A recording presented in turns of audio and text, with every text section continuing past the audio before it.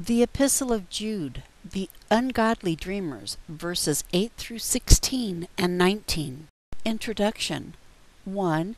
In this study, we shall consider Jude's description of these ungodly dreamers, noticing that what is said of them is summarized in verse 8. A. They defile the flesh. B. They reject authority. C. They speak evil. They speak evil, verses 8 through 11. A. Of dignitaries, verses 8 and 9. 1. The word dignitaries comes from doxa, meaning dignity, glorious, honor, praise, or worship. A. It can refer to angelic beings or those in positions of authority. B. In either case, these ungodly dreamers would not hesitate to speak evil. 2. To illustrate the folly of their behavior, the dispute over the body of Moses is given. A. Michael, the archangel, dared not bring a reviling accusation against the devil.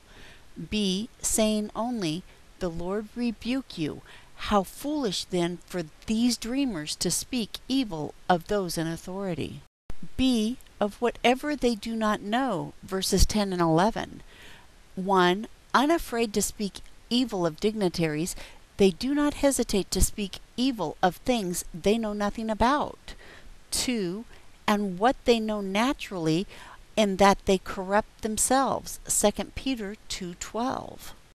3. In conducting themselves in this manner, A. They have gone in the way of Cain, 1. Whose works were evil, 1 John 3:12. 2. Who did not act out of faith, Hebrews 11:4. B. But they have run greedily in the error of Balaam for profit, 1. Who loved the wages of the unrighteousness, 2 Peter 2:15 through 16. 2. Who put a stumbling block before the children of Israel, see Revelation 2:14. C. They have perished in the rebellion of Korah, 1. A rebellion that was ostensibly against Moses and Aaron, Numbers 16:1 through 45. B. But was really against the Lord himself, see Numbers 26:9. C. Does this not caution us on how we speak of others? 1. James warned us about the dangers, A. Of the tongue, James 3:2 through 12.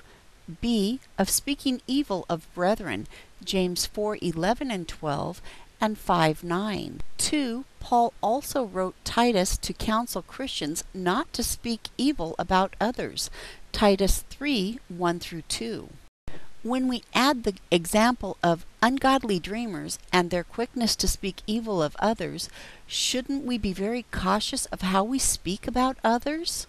They defile the flesh, 12 through 15 and 19.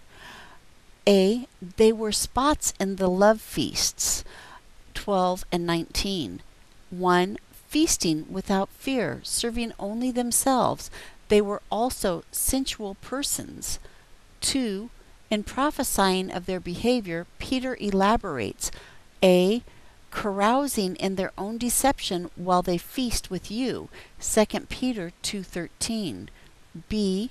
Having eyes full of adultery that cannot cease from sin, beguiling unstable souls, 2 Peter 2:14.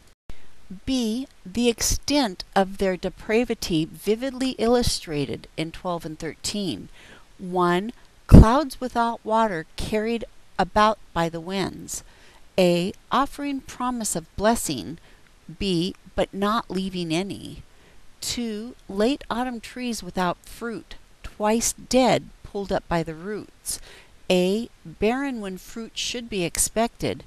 B. But even worse, beyond fruit bearing because they are dead and cut off from any source of nourishment. 3. Raging waves of the sea foaming up their own shame. A. Like a flotsam and jetsam spewed by the waves. B. So their shame comes forth by their words and behavior. 4. Wandering stars for whom is reserved the blackness of darkness forever. A. Shining for a moment. B. but without direction or orbit they will eventually be gone forever. C. Their condemnation prophesied long ago, verses 14 and 15. 1. By Enoch, the man who walked with God, and he was not, because God took him, Genesis 5:24. 2. Enoch prophesied of the Lord's coming, A. Coming with 10,000s of his saints, or angels, 1 Thessalonians 3:13 and 2 Thessalonians 1:7. B. Coming to execute judgment on all, see 2 Thessalonians 1:8-9. So the judgment is sure upon these ungodly dreamers who speak evil and defile the flesh. But if that were not bad enough, we also learn from Jude that they reject authority, verses 16 and 19. A. Evidence by the way they speak. 1. We have seen that they were quick to speak evil, contrary to apostolic teaching.